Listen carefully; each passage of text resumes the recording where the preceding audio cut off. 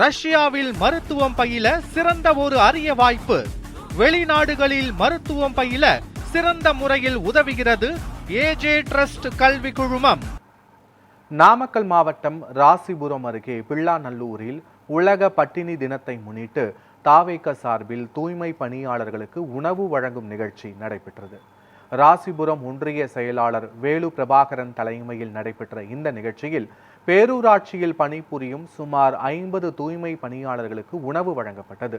தினமும் மக்கள் நலனுக்காக உழைக்கும் தூய்மை பணியாளர்களின் சேவையை நிர்வாகிகள் பாராட்டினர். மேலும் உணவை வீணாக்காமல் பட்டினியால் அவதிப்படுவோருக்கு உதவ வேண்டும் என்ற விழிப்புணர்வும் பொதுமக்களிடம் ஏற்படுத்தப்பட்டது.